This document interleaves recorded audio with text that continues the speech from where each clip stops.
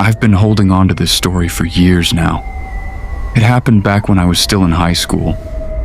I'm in my 30s now, and even after all this time, I still remember every detail clearly. I'm not going to use any real names, because I'm honestly not sure if people still get in trouble for going there.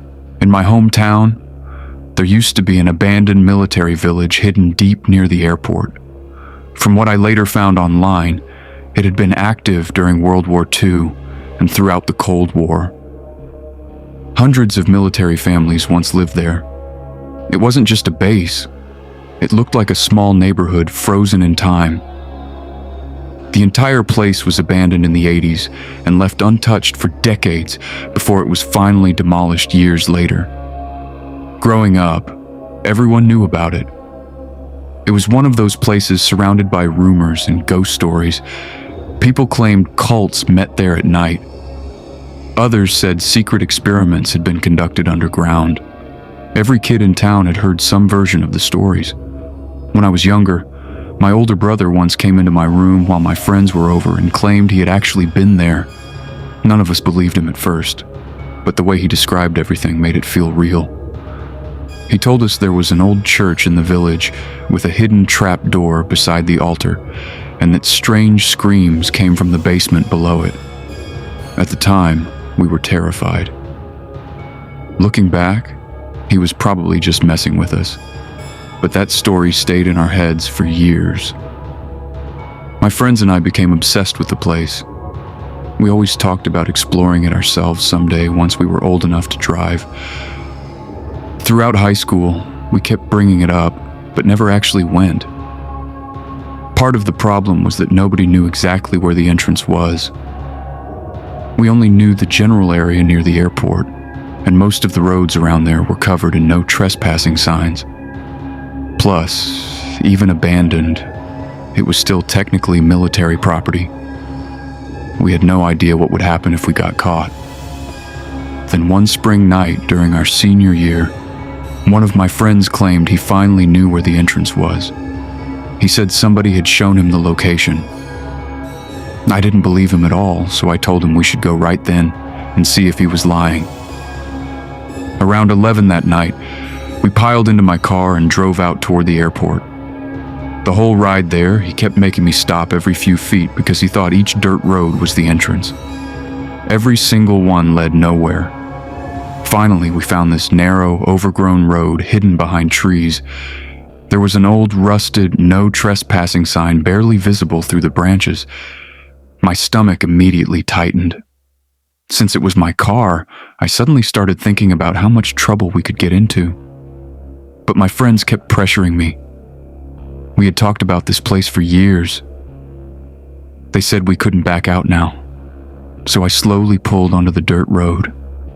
I turned the headlights off and let the car roll quietly through the darkness. After a minute, we reached an old checkpoint gate blocking the road. Nobody was there, obviously, so I got out and lifted it myself. That's when things started getting strange. As we continued driving, we started seeing furniture scattered all along the sides of the road. Old mattresses, dressers, tables, broken chairs. It looked like entire homes had just been emptied onto the roadside. Then we reached another checkpoint gate. Once we passed that one, we entered the village itself. Even now, I can't fully explain what it felt like seeing that place for the first time. It looked like a normal neighborhood, but something about it felt deeply wrong. Every building was rotting away slowly, like the entire area had been abandoned in the middle of someone's life. I parked near the church.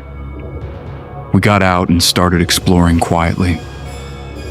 The first thing I noticed was that there didn't seem to be any cameras or security anywhere. That made me relax a little. The church itself was covered in graffiti. I even looked around for the hidden trap door my brother had talked about years earlier, but obviously there was nothing there. After that, we moved through some of the nearby houses.